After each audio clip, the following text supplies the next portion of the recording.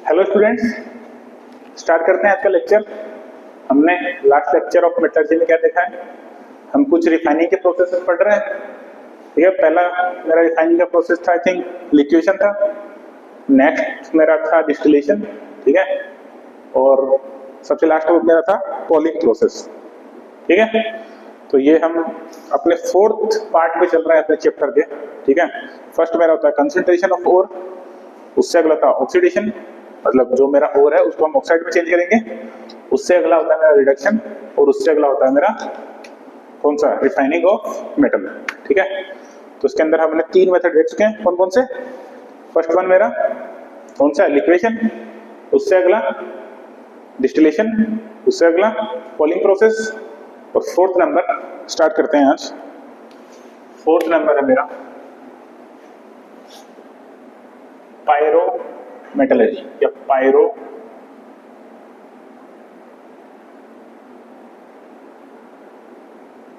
Metallurgical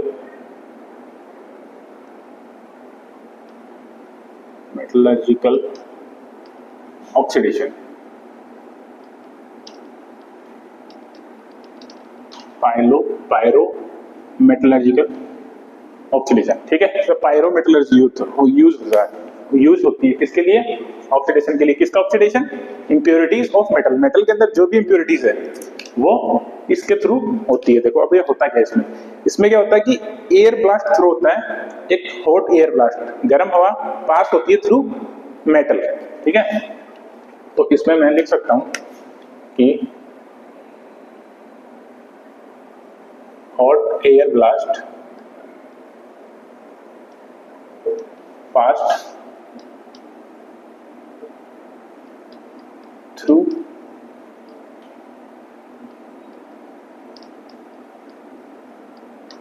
the metal,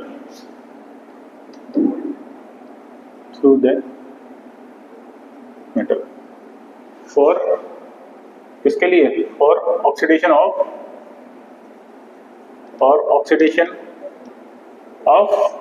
impurities। जो भी उसके अंदर impurities है उनको ऑक्सीडेशन के लिए हॉट एयर पास होती है। ठीक है, फॉर ऑक्सीडेशन ऑफ impurities। ठीक है, सिंपल है।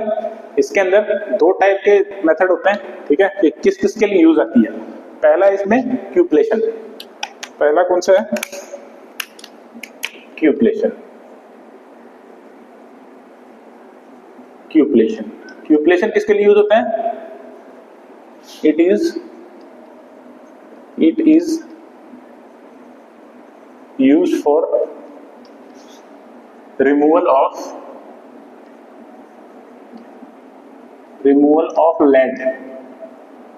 किसका रिमूवल, लेड का। Removal of lead from Ag and Au। Gold और सिल्वर के लिए कौन सा प्रोसेस यूज होता है मेरा, क्यूपलेशन। अगला प्रोसेस, मतलब प्रोसेस इसको बोल सकते हैं कि इस चीज के लिए जो प्रोसेस यूज होगा उसको मैं बोल दूंगा क्यूपलेशन। वैसे कोई अलग से कोई मेथड नहीं है, बस इस प्रोसेस को हम बोल देते हैं कि इस प्रोसेस के अंदर ये आते हैं। और सेकंड जो मेरा प्रोसेस है वो है डेसिमराइजेशन।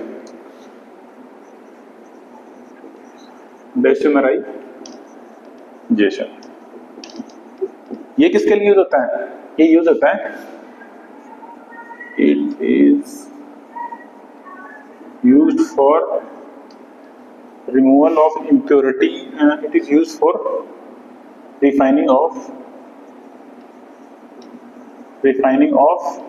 कॉपर के रिफाइनिंग के लिए क्या यूज होगा मेरा, डेसिमराइजेशन। कि जिस प्रोसेस में मेरा कॉपर फिल्टर हो रहा है या कॉपर रिफाइन हो रहा है उस चीज को मैं क्या बोल दूंगा, डेसिमराइजेशन। और अगर पीबी मेरा फिल्टर हो रहा है फ्रॉम Ag एंड Au तो उसको मैं क्या बोल दूंगा, क्यूपलेशन। ठीक है, तो ये मेरा हो गया फोर्थ पॉइंट, कौन सा, पायरो मेटलर्जिकल रिफाइनिंग या पायरो ऑक्सीडेशन भी आप इसको बोल सकते हैं। अगला हम स्टार्ट करने वाले हैं इलेक्ट्रोलाइटिक रिफाइनिंग। अगला हम स्टार्ट करने वाले हैं इलेक्ट्रोलाइटिक रिफाइनिंग। तो इधर हेडिंग डालता हूं मैं, इलेक्ट्रोलाइटिक रिफाइनिंग। नाम से पता चल रहा है कि इलेक्ट्रिसिटी का इसमें कुछ कुछ यूज हो रहा होगा, और कहीं ना कहीं आपने ये चीजें पहले पढ़ी भी हुई है। ठीक है, इलेक्ट्रोलाइटिक रिफाइनिंग। ठीक है, इसके अंदर मैं क्या करता हूँ, इसके अंदर एक प्रोसेस होता है, उस प्रोसेस को आप समझिए अच्छे से। देखो इसके अंदर क्या होता है, मेरे पास एक कंटेनर होता है कुछ ऐसे इलेक्ट्रोलाइटिक रिफाइनिंग के अंदर। इसके अंदर दो इलेक्ट्रोड लगे होंगे, दो इलेक्ट्रोड लगे होंगे, ये एक इलेक्ट्रोड, ये मेरा दूसरा इलेक्ट्रोड। ठीक है, ये मेरा दूसरा इलेक्ट्रोड। ठीक है, ये मेरा क्या है, कैथोड, ये क्या है, एनोड। ठीक है, ये क्या है, कैथोड, और ये क्या है, एनोड। और ये किस सॉल्यूशन के अंदर डिप है, ये है जो भी मेरा मेटल होगा उसी का सल्फेट सॉल्यूशन, या उसी का कोई आयनिक सॉल्यूशन हो सकता है। ठीक है, तो इस केस में मैं ले रहा हूं, इस केस में मैं ले रहा हूं ये जो मेरी शीट है, कैथोड है, ये क्या है, मेरा प्योर कॉपर, प्योर कॉपर है। और ये वाला जो एनोड वाला जो इलेक्ट्रोड है, ये मेरी क्या है, ये क्या है, इम्प्योर कॉपर, इम्प्योर कॉपर। ठीक है, जो मेरा कैथोड है वो क्या है, प्योर है कॉपर, और जो मेरा एनोड है वो क्या है, इम्प्योर कॉपर है। ठीक है, इसमें एक इंफॉर्मेशन और ऐड कर सकता हूं इसी के अंदर, it is thin sheet of copper. Copper की ये क्या होती है, पतली शीट होती है।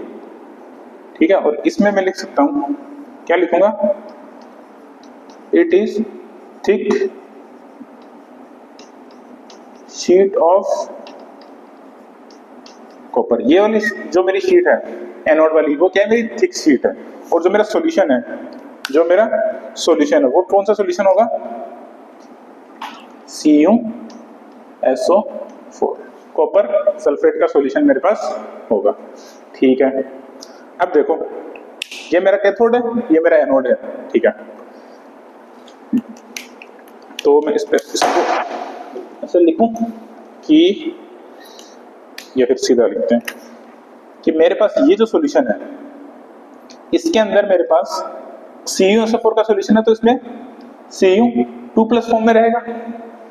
ठीक है, और कैथोड कैसा होता है, कैथोड मेरा नेगेटिव है, कैथोड मेरा क्या है, नेगेटिव, और एनोड क्या है मेरा, पॉजिटिव। ठीक है, तो ये जो आयन है, कौन सा वाला ion, Cu2+ ion, copper sulphate का सॉल्यूशन, तो Cu2+ तो होगा ही उसके अंदर, ये वाला जाएगा और डिपॉजिट हो जाएगा इसके ऊपर। ठीक है, नेगेटिव चार्ज है, तो ये क्या करेगा, ये वाला जो आयन है, ये 2 इलेक्ट्रॉन गेन करेगा और Cu सॉलिड बन जाएगा, और इसके ऊपर चिपकना स्टार्ट हो जाएगा, इधर चिपकना स्टार्ट हो जाएगा चारों तरफ से। ठीक है, अब देखो ये मेरा जो है, ये पॉजिटिव है, ये पॉजिटिव इलेक्ट्रोड है, और यहाँ Cu2+ भी पॉजिटिव फॉर्म में ही है, एक एनायन है। तो यहाँ से कॉपर मेरा इसके अंदर मिक्स होने लगेगा। ठीक है, कॉपर जो है, कॉपर 2+ आयन इस सॉल्यूशन के अंदर मिक्स होने लगेगा। इधर से Cu2+ आया, घूम के इधर आया और इसके ऊपर आके चिपक गया। ठीक है, इस प्रोसेस में पार्ट लेगा ओनली ऑन मेरा कॉपर 2+ आयन। ठीक है, मेरा कॉपर 2+ आयन ही इस प्रोसेस में यूज होगा। और ये हमने क्या बोला, ये मेरा क्या है, एक इम्प्योर थिक शीट है किसकी, कॉपर की, तो इसके अंदर कुछ इम्प्योरिटीज भी होंगी। जैसे ही कॉपर आयन इधर की तरफ जाएगा, जो इम्प्योरिटीज है वो टूट के नीचे की तरफ गिरने लगेगी, नीचे की तरफ गिरने लगेंगी, तो यहाँ पे इकट्ठी हो जाएंगी इम्प्योरिटीज मेरी, हो जाएंगे ना। इन्हीं इम्प्योरिटीज को मैं क्या बोलता हूं, एनोड मड, एनोड मड। कि एनोड के नीचे जमा हो रही है इम्प्योरिटीज, तो इसलिए मैं इसको क्या बोलूंगा, एनोड मड। ठीक है, सिंपल प्रोसेस है। मेरे पास एक प्योर कॉपर की शीट होगी, एक इम्प्योर कॉपर की शीट होगी। इम्प्योर वाली को मैं थोड़ा मोटा लूंगा और जो मेरी प्योर है उसको मैं थोड़ा पतला लूंगा।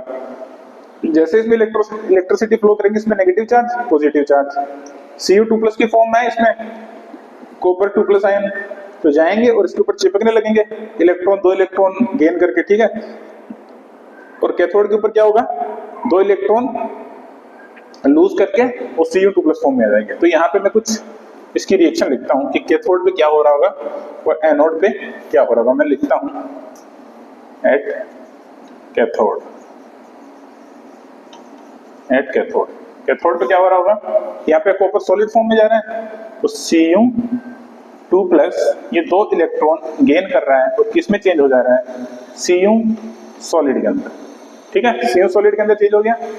और एट एनोड क्या हो रहा होगा, एट एनोड क्या हो रहा होगा, मेरा जो कॉपर सॉलिड है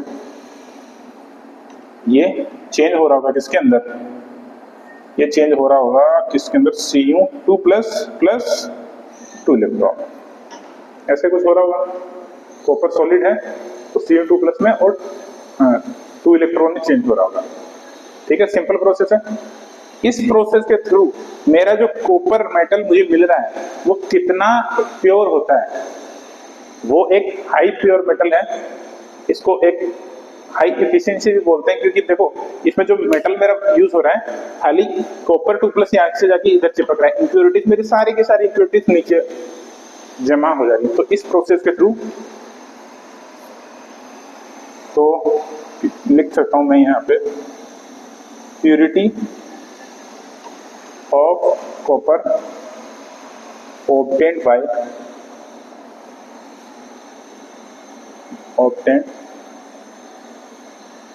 या फिर सीधा लिखते purity of copper obtained by this process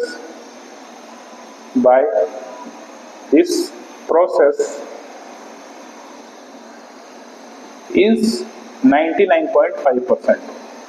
99.5% तक मेरा प्योर कॉपर मेटल मिल जाएगा इलेक्ट्रोलाइटिक रिफाइनिंग के थ्रू। ठीक है, तो रिफाइनिंग के मेरे अब तक कितने मेथड हो चुके हैं, रिफाइनिंग के मेरे अब तक 5 मेथड हो चुके हैं। पहला कौन सा था, लिक्वेशन। दूसरा कौन सा था, डिस्टिलेशन। तीसरा कौन सा था, तीसरा था मेरा पॉलिंग। फोर्थ है मेरा पायरोमेट्रिकल और फिफ्थ है मेरा इलेक्ट्रोलाइटिक रिफाइनिंग। ठीक है, अगले के ऊपर चलते हैं। देखो अगला है मेरा जोन रिफाइनिंग प्रोसेस। अगला कौन सा मेरा, जोन रिफाइनिंग प्रोसेस। ठीक है, चलो इसको देखते हैं। जोन रिफाइनिंग प्रोसेस, इसमें क्या होता है, 6 नंबर है मेरा। जोन रिफाइनिंग प्रोसेस, इसके अंदर क्या होता है ये थोड़ा सा समझिए। जोन रिफाइनिंग प्रोसेस, इसके अंदर क्या होता है पहले देख लेते हैं किस किस मेटल के लिए यूजफुल है। Zone refining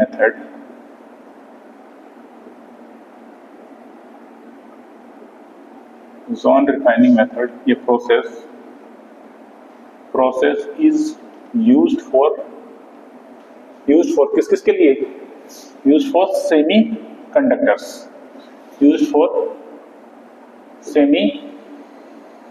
conductors. जैसे एग्जांपल के लिए मैं ले लेता हूं सिलिकॉन, गैलियम और इंडियम, और भी बहुत हो सकते हैं। ठीक है, जो मेरे सेमीकंडक्टर हैं उनके लिए मैं कौन सा प्रोसेस यूज करूंगा, जोन रिफाइनिंग प्रोसेस। ठीक, अब इसका एक प्रिंसिपल है, वो प्रिंसिपल आप ध्यान में रखें, उसी प्रिंसिपल के थ्रू आप ये जो प्रोसेस है इजीली समझ में आ जाएगी। ठीक, तो इसका जो प्रिंसिपल है वो प्रिंसिपल क्या बोलता है, और प्रिंसिपल बोलता है कि सेमीकंडक्टर मेटल या सेमीकंडक्टर मेटल नहीं बोलूंगा, semiconductors are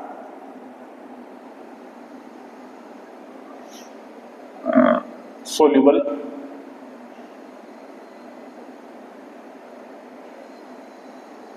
at high temperature,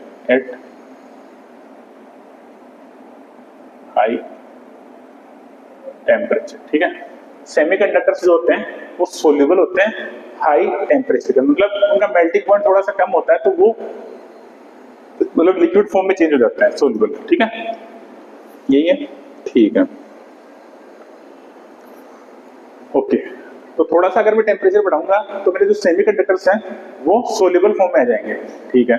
इसी बेस के ऊपर मैं इस प्रोसेस को बताता हूं आपको।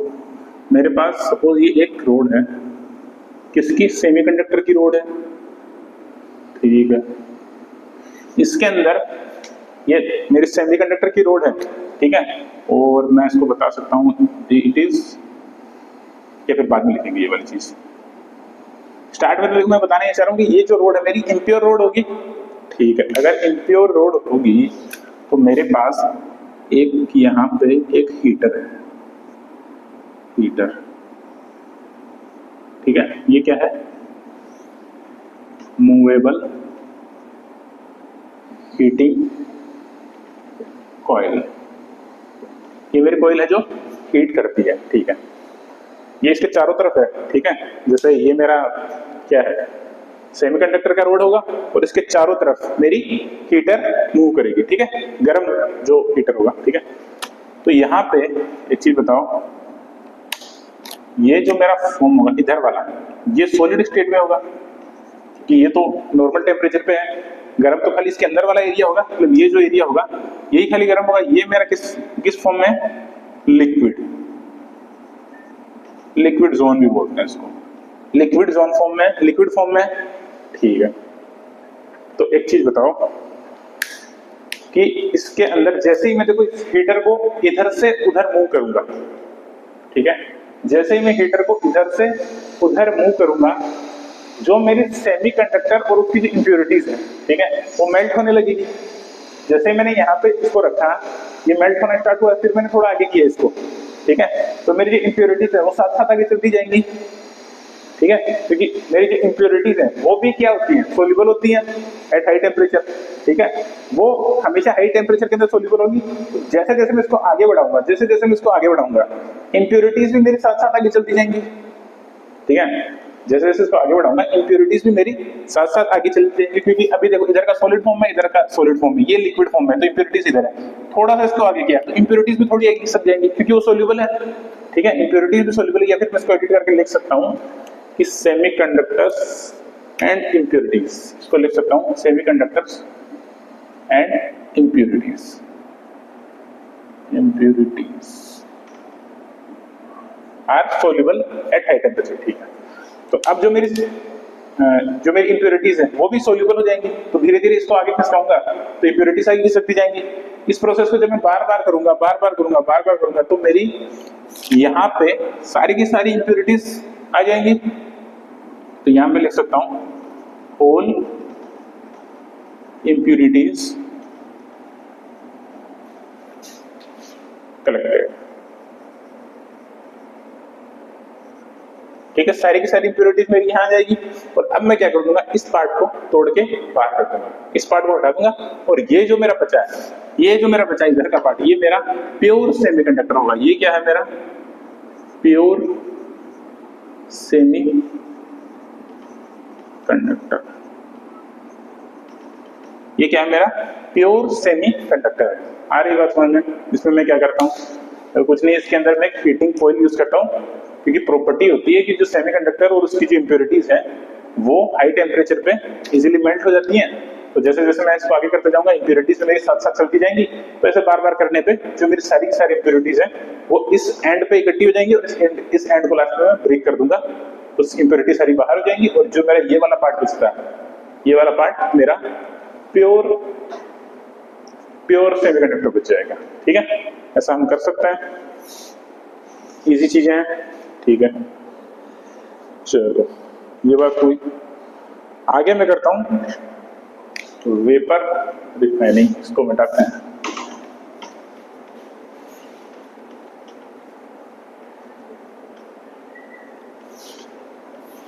आगे देखते हैं हम वेपर रिफाइनिंग की, वेपर में चेंज करके हम कैसे रिफाइन कर सकते हैं किसी भी मेटल को।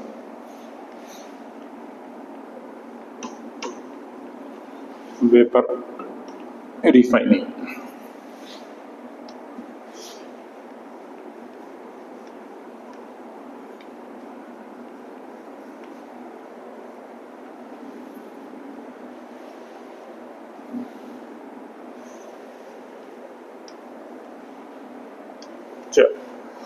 अगला देखते हैं अपना कौन सा, वेपर फेज रिफाइनिंग या वेपर रिफाइनिंग, आप जो भी बोलना चाहें। तो मैं लिखता हूं कौन सा, ये मेरा 6 नंबर है 7 नंबर है, 5 6 7 नंबर है मेरा, कौन सा है, vapour phase refining, vapour phase refining. चलो इसको करते हैं। वेपर फेज रिफाइनिंग क्या है, देखो ये कॉन्सेप्ट आई थिंक हम पहले भी पढ़ चुके हैं कि देखो मेरे पास एक मेटल होगा, इम्प्योर मेटल मान लेता हूं, मेरे पास क्या होगा, इम्प्योर मेटल, इम्प्योर मेटल। इसके अंदर क्या क्या होगा, मेरे पास कुछ इंप्योरिटीज होंगी और कुछ मेटल होगा, तभी तो इम्प्योर मेटल बन रहा है मेरा।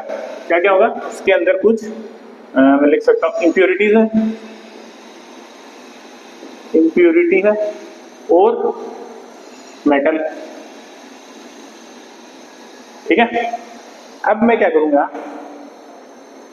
इसकी रिएक्शन कराऊंगा आगे की तरफ, ठीक है। किसी भी चीज से मैं ऐसी चीज से मैं रिएक्शन कराऊंगा कि जो रिएक्शन मेरी खाली मेटल पार्टिसिपेट करे आगे बढ़ने में, ठीक है। तो यहां से मैं इसकी एक केमिकल रिएक्शन कराऊंगा तो इधर मेरा एक मेटल कॉम्प्लेक्स बन जाएगा, या फिर लिख सकता हूं इधर मेरा वोलेटाइल, सॉरी इधर क्या बन जाएगा मेरा, वोलेटाइल मेटल कॉम्प्लेक्स, ठीक है। इधर क्या बन जाएगा मेरा, वोलेटाइल मेटल कॉम्प्लेक्स। अब मैं इसको अगर हीट करता हूं तो ठीक है, तो मेरा क्या बन जाएगा, मेटल प्लस गैस प्रोड्यूस्ड। बात समझ में आ रही है क्या कर रहे हैं। मेरे पास स्टार्टिंग में मेटल है, मतलब इम्प्योर मेटल है, मैं इसकी ऐसी रिएक्शन कराऊंगा एक जिसके थ्रू खाली मेरी मेटल पार्टिसिपेट करेगी इसके अंदर, ठीक है, मेटल पार्टिसिपेट करेगी इसके अंदर, और ये क्या होगा, वोलेटाइल मेटल कॉम्प्लेक्स बनता है, ठीक है। हमेशा गैस फॉर्म में बनेगा, सीधी सी बात है, वोलेटाइल है तो गैस फॉर्म में बनेगा। इसके अंदर इंप्योरिटीज मेरी पार्ट नहीं लेंगी, पार्ट क्या लेगा मेरा, खाली मेटल पार्ट लेगी इस रिएक्शन के अंदर, और जो मेरा वोलेटाइल मेटल होगा इसको अगर मैं फिर से हीट करता हूं तो मेरे पास मेटल और गैस बाहर निकल जाएगी। तो मेरे पास ये कौन सी है अभी, ये कौन सी मेटल है, प्योर मेटल। आ रही बात समझ में। इसमें दो तरीके हैं, मतलब दो चीजों का हम इसमें रिफाइनिंग करते हैं, तो दोनों को हमने अलग अलग नाम दे रखा है, ठीक है। तो वो हम 1 बाय 1 देखते हैं। इसमें पहला है मेरा मॉन्ड प्रोसेस, दूसरा है वान आर्कल प्रोसेस या वेन आर्कल प्रोसेस, ठीक है। तो करते हैं, पहला क्या है मेरा, पहला है, मैं लिखता हूं हेडिंग 7 के अंदर ये मॉन्ड प्रोसेस, ठीक है। मॉन्ड प्रोसेस में मैं किसका करता हूं, इट इज यूज्ड फॉर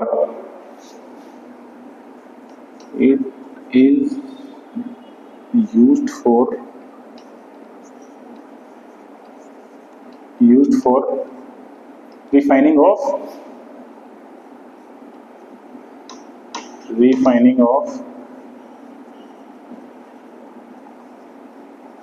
किसका रिफाइनिंग ऑफ निकल,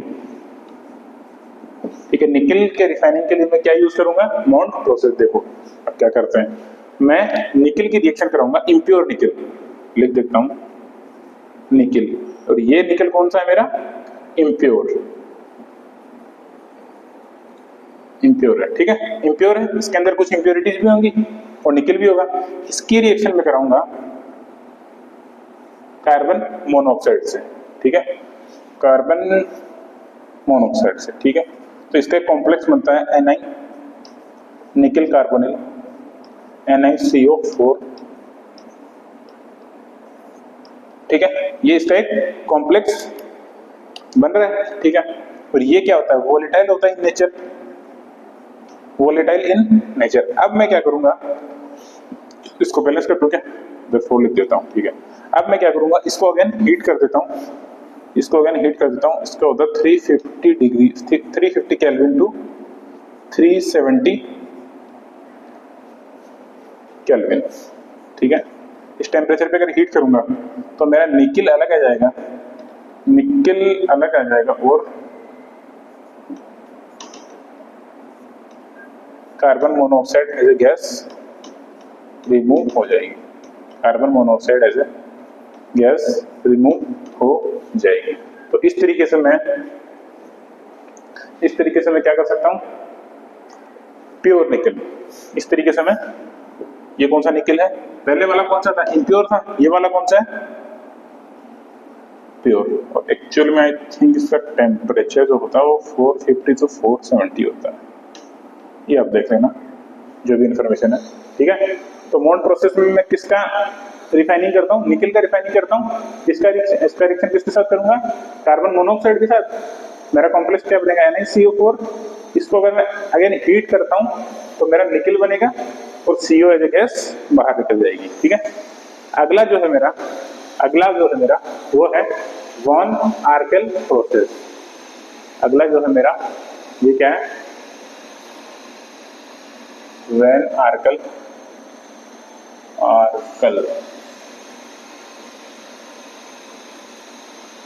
प्रोसेस, यही है ना, तो मैं चेक कर लेता हूँ, von आर्केल process.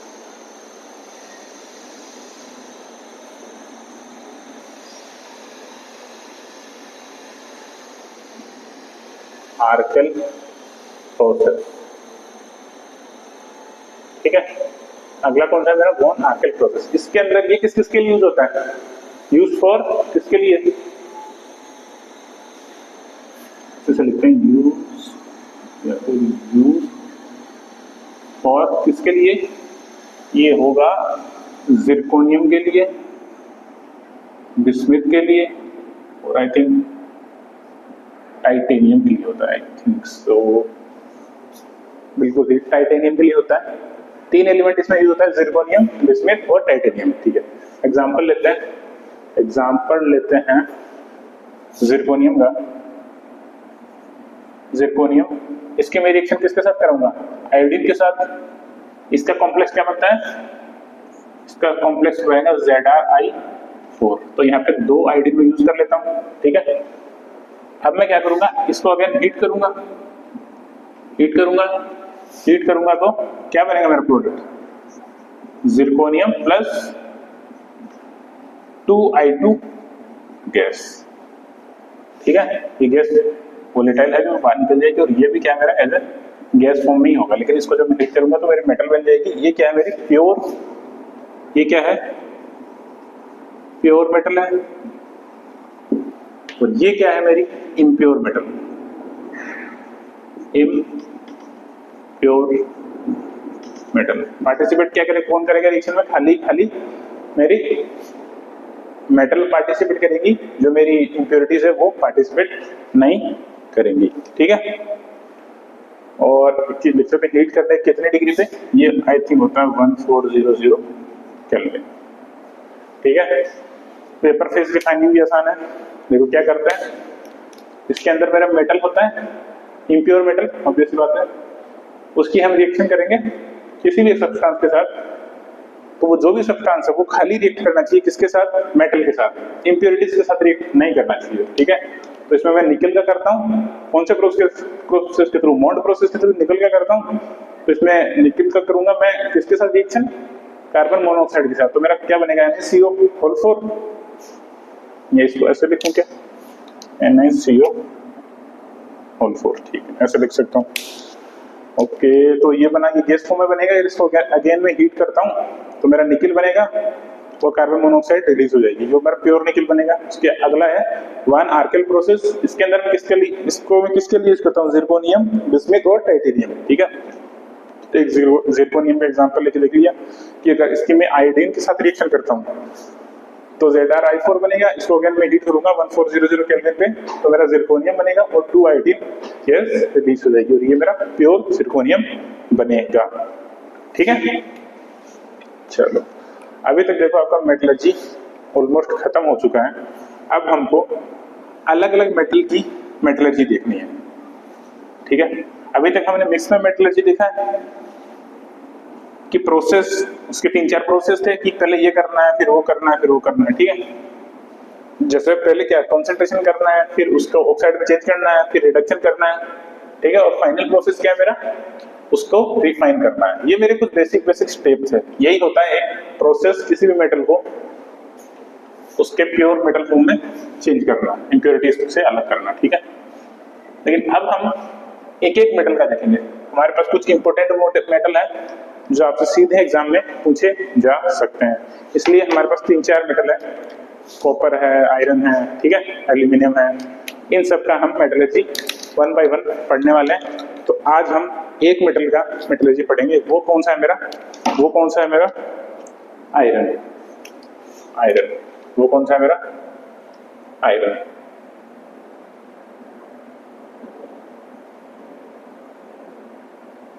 Metallurgy of iron, ठीक है। मेटलर्जी ऑफ आयरन पढ़ते हैं, ठीक है। जो हमारी मेन ओर है आयरन की, मेन ओर कौन सी है, मेन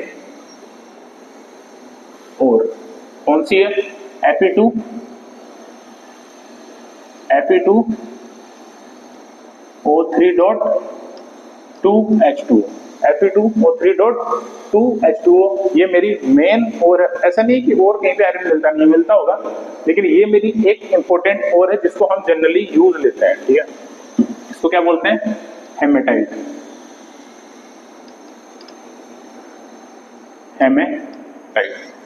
ठीक है, इसको हम क्या बोलते हैं,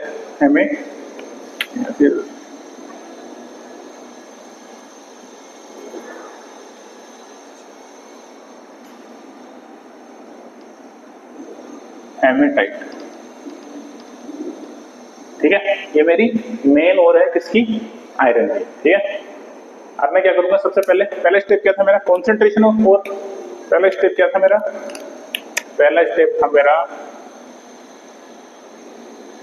कॉन्सेंट्रेशन ऑफ ओर, ठीक है। ओर का कॉन्सेंट्रेशन करूंगा मैं, ठीक है। किस तरीके से कर सकता हूं इसको, मैं एक तो कर सकता हूं ग्रेविटी सेपरेशन के थ्रू। किसके थ्रू कर सकता हूं, ग्रेविटी सेपरेशन।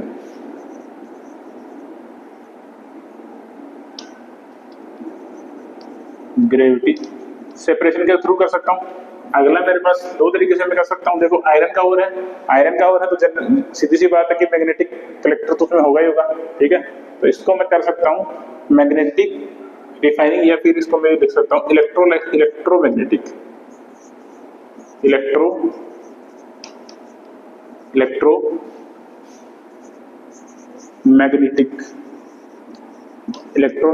रिफाइनिंग, ठीक है। इसको मैं किसके थ्रू कर सकता हूं, इलेक्ट्रोमैग्नेटिक रिफाइनिंग के थ्रू भी फिल्टर कर सकता हूं। ये मेरा पहला स्टेप खत्म हो चुका है, ठीक है। कॉन्सेंट्रेशन हो गया। अगला स्टेप क्या था मेरा, ऑक्सीडेशन, ठीक है। जो मेरा ओर है उसको मैं मेटल ऑक्साइड में चेंज करूं, ठीक है। अगला स्टेप में सीधा लिख सकता हूं ऑक्सीडेशन, ठीक है। तो इस प्रोसेस के थ्रू मुझे क्या करना है, जो मेरी ओर है उसको मुझे किसमें चेंज करना है, मेरा मेटल ऑक्साइड में, ठीक है। ओके, चलो। तो इसके अंदर मेरे पास 2 तरीके हैं। कौन से 2 तरीके हैं, 2 तरीके, एक तो था रोस्टिंग था, एक था कैल्सिनेशन। तो मैं पहले लिखता हूं कैल्सिनेशन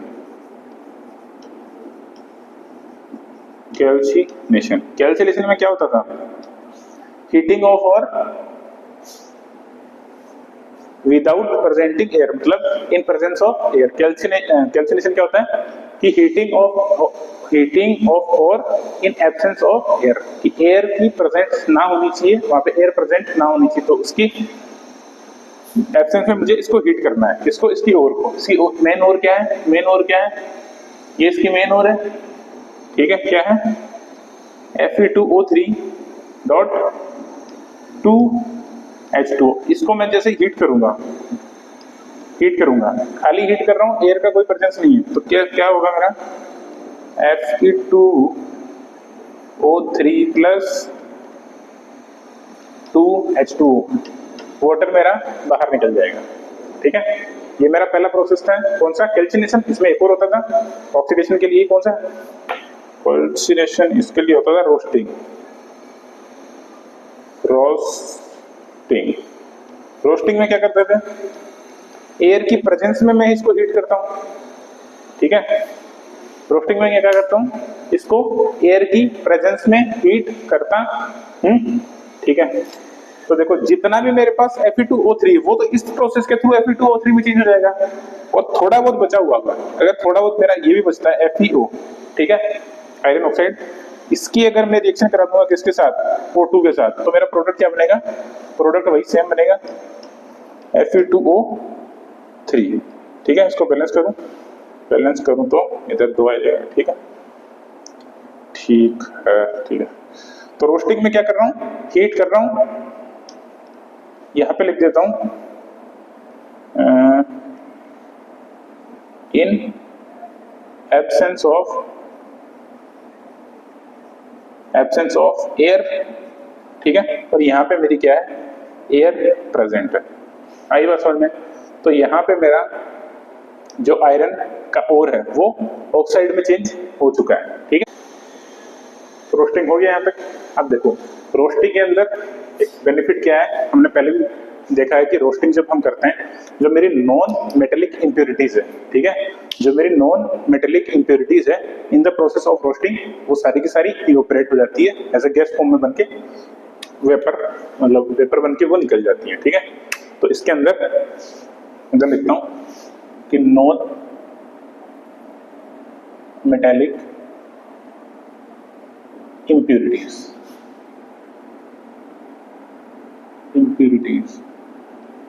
ठीक है, जैसे कौन सी होती है नॉन मेटेलिक? जैसे मेरे पास हुआ फॉस्फोरस, सिलिकॉन नहीं, फॉस्फोरस हुआ, सल्फर हुआ और आर्सेनिक हुआ। ये कुछ नॉन मेटेलिक इंप्योरिटीज होती हैं आयरन के अंदर, जो रोस्टिंग के अंदर, रोस्टिंग की प्रोसेस के अंदर एज ए गैस फॉर्म में निकल जाती है। जैसे मैं लिखता हूं, मेरे पास है फॉस्फोरस P4, इसकी रिएक्शन होगी O2 के साथ, क्योंकि प्रेजेंस ऑफ एयर है। ठीक है, तो मेरा क्या बनेगा? P2O5। ठीक है, तो इसको मैं 2 से मल्टीप्लाई कर देता हूँ, इसको भी मैं किससे? 5 से मल्टीप्लाई कर देता हूँ। ठीक है, ये एज ए गैस फॉर्म में बाहर निकल जाएगी, निकल गई। ठीक है, अगला देखो मेरा, अगला जैसे मेरे पास सल्फर है, सल्फर के मैं O2 से रिएक्शन कराऊंगा तो क्या बनेगा? SO2।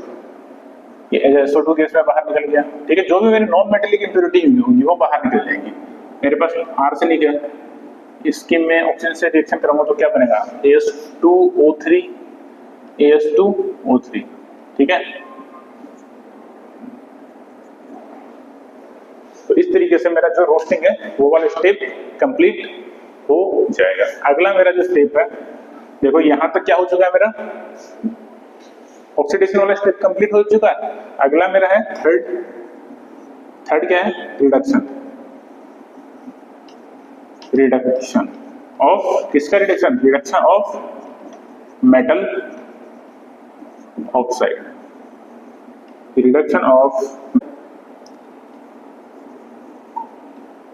रिडक्शन बाय कार्बन, ये रिडक्शन बाय कार्बन। और इसी प्रोसेस को मैं क्या बोलता था? स्मेल्टिंग।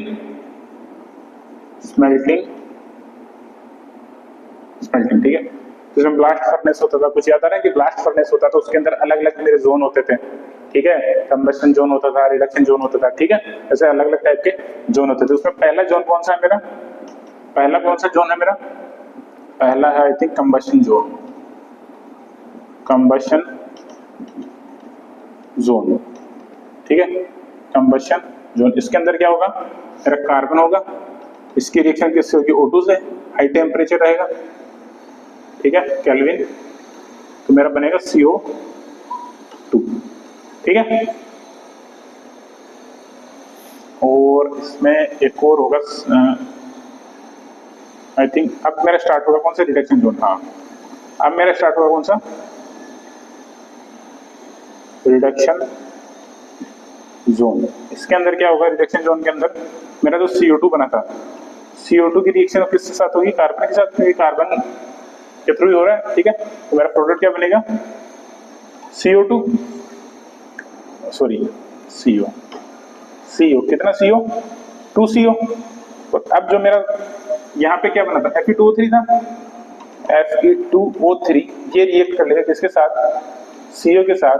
तो प्रोडक्ट क्या बनेगा मेरा Fe3O4। और अब जो मेरा Fe3O4 है, Fe3O4 ये फिर से रिएक्ट करेगा किसके साथ, CO के साथ। और प्रोडक्ट क्या बनेगा मेरा, प्रोडक्ट बनेगा मेरा FeO प्लस CO2। और अब मेरा वापस से आयरन ऑक्साइड आएगा, आयरन ऑक्साइड फिर से रिएक्शन किसके साथ होगा, CO के साथ। और प्रोडक्ट क्या बनेगा मेरा, आयरन प्लस CO2। ये जो मेरा आयरन मिला है, इसको मैं क्या बोलता हूं, पिग आयरन, ठीक है। बहुत ही कमजोर मेरा आयरन होता है, उसको मैं क्या बोलता हूँ, पिग आयरन, ठीक है। तो इस तरीके से मुझे आयरन मिल चुका है। ये मेरे 2 स्टेज में कंप्लीट हो चुके हैं। अगला है मेरा स्लैग फॉर्मेशन जोन। अगला कौन सा मेरा, स्लैग, या फिर इसको 3 है ना, इसको 1 2 3 कर देता हूँ। अगला मेरा 4 कौन सा है, स्लैग फॉर्मेशन जोन। तो जनरली इसमें इंप्योरिटीज किसकी होती हैं, SiO2 की, SiO2, ठीक है। ये कैसा होता है, एसिडिक होता है नेचर, एसिडिक, ठीक है। तो इसके लिए मुझे क्या यूज करना पड़ेगा, बेसिक फ्लक्स यूज करना पड़ेगा। बेसिक फ्लक्स क्या होता है मेरा, CaCO3। ये क्या होता है, कैसा होता है, बेसिक फ्लक्स, ठीक है। तो एसिडिक इंप्योरिटी के लिए मेरा क्या यूज होगा, बेसिक फ्लक्स। तो कैसे रिएक्शन होगी इसकी रिएक्शन होगी कुछ ऐसे, CaCO3, इसको जैसे मैं हीट करूंगा क्या बनेगा, ये बनेगा मेरा कैल्शियम ऑक्साइड। क्या बनेगा, कैल्शियम ऑक्साइड प्लस बनेगा CO2, ठीक है। अब जो मेरा CaO है वो फिर से रिएक्ट करेगा किसके साथ, SiO2 के साथ, ठीक है। तो प्रोडक्ट क्या बनेगा मेरा, CaSiO3 प्लस CO2 बनेगा क्या, आई थिंक नहीं ये बनेगा, ठीक है। ये मेरी क्या है, ये फ्लक्स है, और ये क्या है मेरी इंप्योरिटीज है।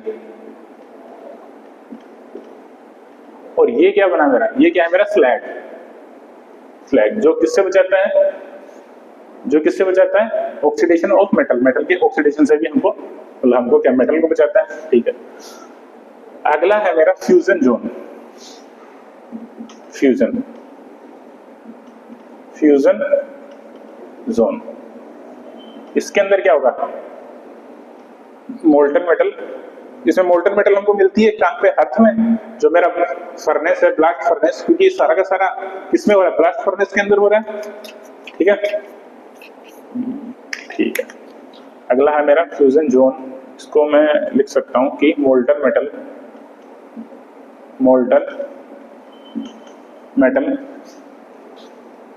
obtained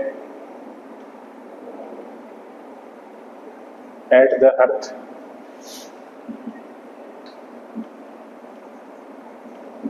of blast furnace,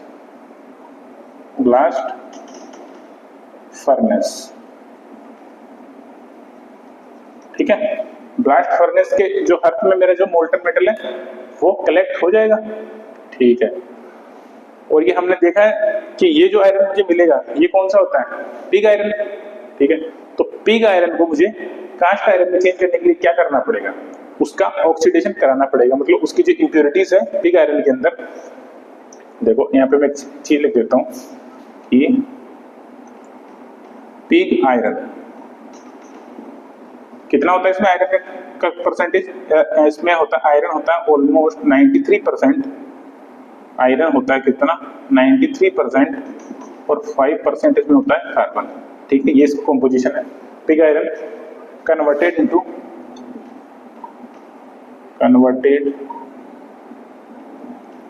into cast iron into cast iron by melting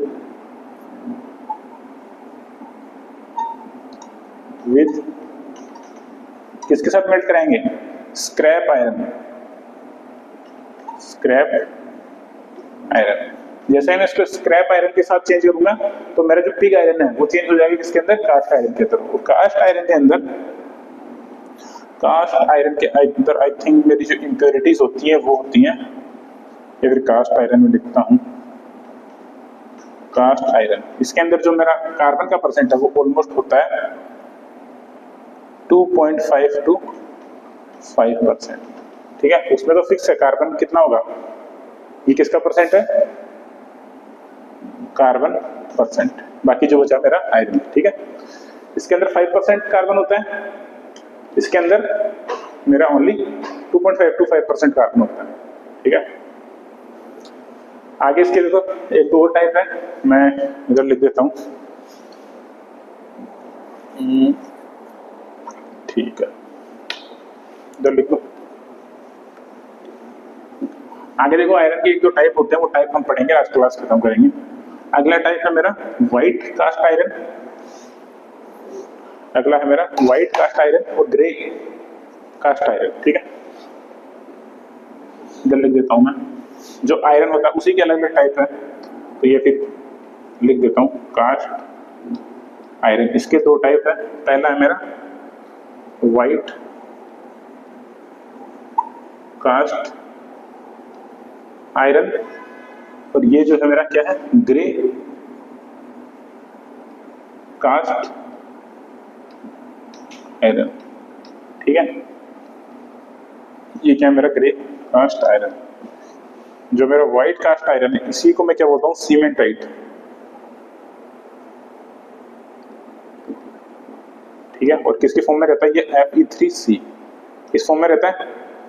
ठीक है, और मेरा जो ग्रे कास्ट आयरन है वो किस में रहता है, in the form of graphite.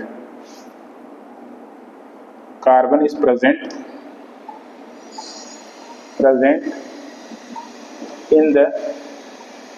in the form of graphite। ठीक है, किस फॉर्म में रहता है, ग्रेफाइट के फॉर्म में रहता है। और जो मेरा व्हाइट कास्ट आयरन है वो सीमेंटाइट होता है और किस फॉर्म में रहता है, Fe3C। ठीक है, बस ये दो ही थी, और आगे हम लिखना चाहें तो लिख सकते हैं मेरा रोट आयरन है, अगला रोट आयरन, रोट आयरन। ये क्या होता है, प्योरेस्ट फॉर्म